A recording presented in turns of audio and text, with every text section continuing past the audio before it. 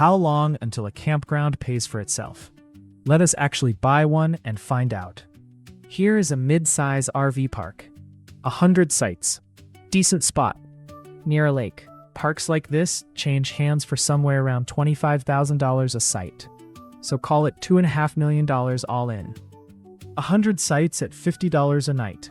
If every site were full every single night of the year, that is over $1.8 million coming in. That rate, the park pays for itself in well under 2 years. It does not. And the reason is sitting right there on the calendar. A campground is never full every night.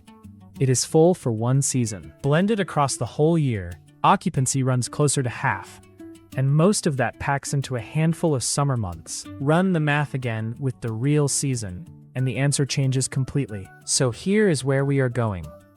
What a patch of grass actually earns by the night. Why that beats any farm in the county. And the one line on the calendar that decides whether you make a fortune or lose everything. The buy-in. Start with what you are really buying. Land. But land you rent by the night instead of by the acre. Campgrounds and RV parks are priced like other real estate, on the income they throw off.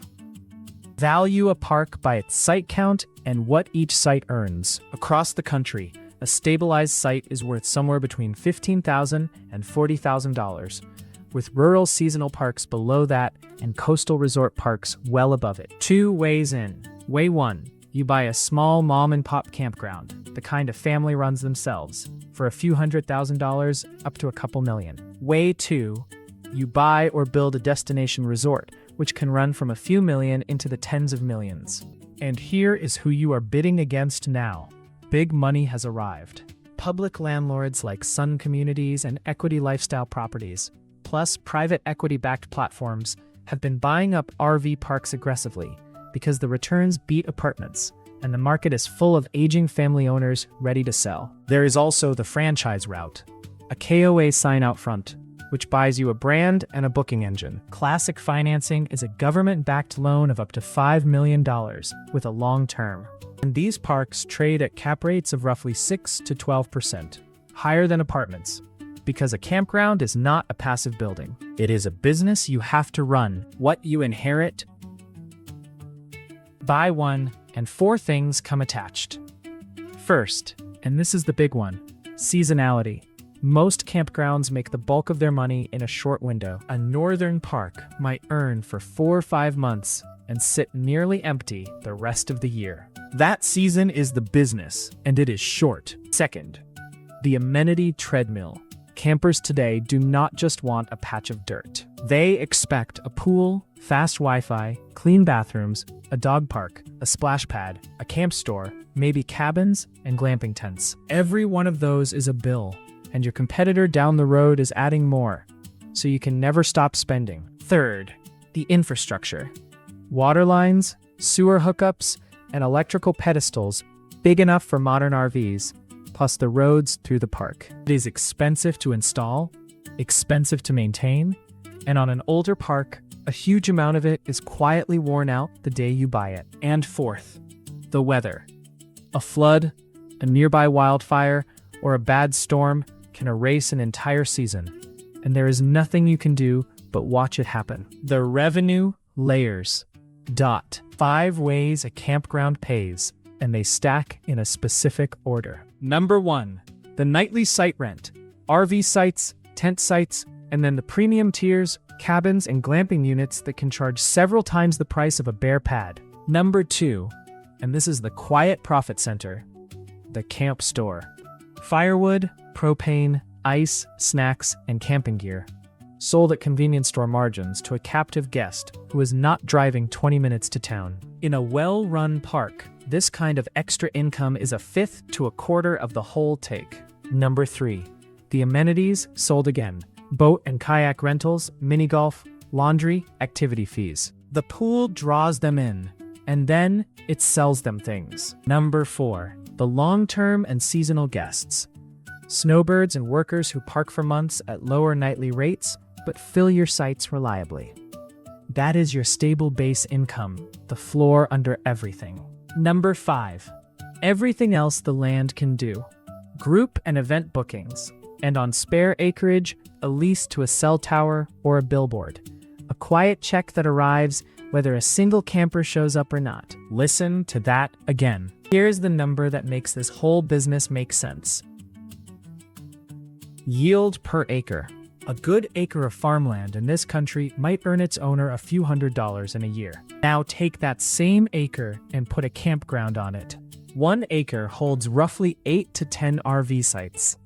At $50 a night, through a busy season, that single acre can gross tens of thousands of dollars. Listen to that again. That dirt did not change. Its soil is no better. The billing unit changed. You stopped renting the land by the year and started renting it by the night. And the night pays what the whole year used to. That is the entire magic of a campground. You are not farming the land. You are renting a bed of grass by the night, the same way a hotel rents a room, except your room is a rectangle of dirt with a power post. Do it well, in the right spot, and an acre of scrub out-earns an acre of prime cropland many times over. But only during the season, and only if the pool and the Wi-Fi keep the nightly rate up. Off-season, that same golden acre earns nothing at all. The ledger. So what does it cost to run one? Start with the mortgage, usually the biggest line, and it does not care what month it is. Then, staff, seasonal workers, and camp hosts through the busy months. Then utilities, and the electricity for a field of RVs running air conditioners is a serious bill. Then maintenance that never quits. Roads, hookups, the pool, mowing, the constant small repairs of a place 1,000 strangers use every week. Then insurance and liability coverage on a property with a pool, a lake, campfires, and activities is not cheap. Then the reservation platforms and marketing that fill the sites, each taking a cut. Then the amenity spending, the new splash pad or the Wi-Fi upgrade you need just to keep pace. And under all of it, property tax and the deferred repairs the last owner left you. Here is the shape of it. Almost every one of those costs runs all 12 months of the year. But the money, for most parks, comes in during just a few of them. That gap is where owners drown. The trap. Here is the trap in one sentence. A campground earns on a seasonal clock, but pays on a 12-month one. Follow it through.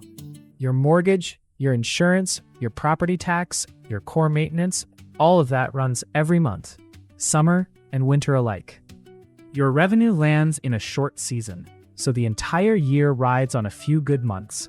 And as those months go wrong, a wet summer, a wildfire in the next county, a fuel spike that keeps the RVs parked at home, you still owe all 12 months of bills against a season that never came. Now add the debt. A lot of buyers purchase these parks with short-term bridge loans, often at 9 to 13%, due in a year or two. When that balloon comes due, you have to refinance or sell. And if a bad season and higher interest rates hit at the same moment, you cannot do either. That is the exact machine that turns a beautiful campground into a foreclosure notice. The man who built the first one. To see how good this business can be, go back to the man who invented the modern version of it, and to a piece of land that was completely worthless. In the 1950s, a Billings, Montana cattleman named Dave Drum bought some land along the Yellowstone River. His plan had nothing to do with camping. He was betting that a new interstate highway would be built right there, and that the government would pay him well for the land. The highway went somewhere else. A farmer had cut off the irrigation, and Drum was left holding a scenic, useless patch of riverbank. Then, in the summer of 1962, the Seattle World's Fair sent a river of travelers driving across Montana, and Drum watched them camping on roadsides and in parking lots, because there was nowhere decent to stop. So he put them on his worthless land. For $1.75 a night, a traveler got a tent spot with a picnic table and a fire ring. And here was the twist. Hot showers, clean restrooms, laundry, and a store. Those comforts were the whole idea. That first season booked over 500 reservations. Drum and his partners franchised it, called it Campgrounds of America, and it grew into the largest system of privately owned campgrounds on Earth. The land nobody wanted became a national empire the moment he rented it by the night and gave people a reason to stop. The biggest failure. Now the other side, and it is a warning about the very thing that makes the money, the amenities. On the coast of Maine, near Goose Rocks Beach in Kennebunkport, a former hotelier named Tim Harrington opened a place called Sandy Pines in 2016. It was not a campground in the old sense. It was glamping, glamorous camping, on more than 40 acres, cottages and yurts and luxury tents and RV sites, the kind of place that charges resort prices for a night under canvas. His dream was to sell that beautiful coast by the night at the very top of the market. The glamour was real, so were the bills. Building and running a high-end glamping resort meant a mountain of spending on the very amenities that justified the rates. And in early 2026, Sandy Pines filed for bankruptcy protection, buried under debt, liens, and lawsuits from contractors who had not been paid, headed for a forced auction of the whole property. Sit with the lesson. The amenities are what let you charge premium prices. They are also a bottomless bill. On a seasonal coast, with a short high season, the spending outran the income, and the loans came due whether the tents were full or not. This, the most glamorous version of the business, failed for the most ordinary reason. The costs beat the calendar. How the survivors do it. 5 habits, straight out of everything you just saw. Habit 1. Beat the season. Add cabins and indoor amenities for year-round use, or buy in a warm climate where the snowbirds come all winter. Longer season means a safer year. Habit 2. Own the experience, but pay for it in cash, not debt. The pool and the glamping tents let you charge more, but fund them out of profits, because financing your amenities on a seasonal income is how Sandy Pines happened. Habit 3. Build a base of long-term and seasonal guests to cover the fixed costs. Let that floor pay the mortgage, and let the busy summer nights be your profit, not your survival. Habit 4. Milk the store. Like a truck stop, the site is the bait, and the store is the business. Firewood and propane and ice at convenience margins are where a lot of the real money hides. Habit 5. Buy right and fear the balloon. Pay a sane price on the cap rate, and never finance a seasonal business on a short-term loan that comes due whether the sun shines or not. Does this actually work? Both ends, clearly. The good year, a strong season, high occupancy, premium cabins and glamping tents charging top dollar, and a store humming all summer. Per acre yield is spectacular, far beyond any farm, which is exactly why Sun Communities and Equity Lifestyle built billion-dollar portfolios out of these parks. Done right, a field of grass becomes a cash machine. The bad year, a washed-out summer, a wildfire in the next valley, or a fuel spike that keeps the RVs at home, landing on a park that still owes 12 months of bills, and worse if you bought it on a balloon loan. That is Sandy Pines. That is the foreclosure auction. Look at the two ends side by side. An extended season, amenity-rich, sanely financed park, throwing off huge yields per acre, versus a single season, debt-heavy park, drowning the moment the calendar turns. Same acre of dirt, opposite outcomes. It comes down to the season and the debt. So, does it work? Yes, if you stretch the season, own the experience, and buy without crushing debt. And no, if you buy a bare single-season park on a short loan, because the calendar will find you. Every part of this points at one strange truth.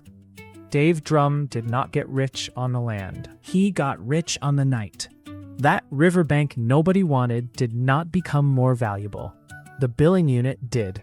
He quit thinking about the acre and started charging by the night, and a worthless field turned into the seed of a national chain. Pool, Wi-Fi, glamping tent, none of those are extras.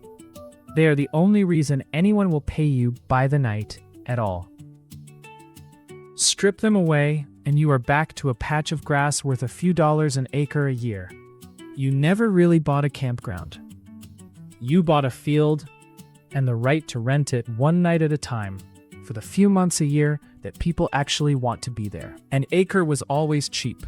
The night is where the money lives. And the whole business is convincing a stranger that a rectangle of grass for one night is worth more than the farmer next door earns from the same ground in a year.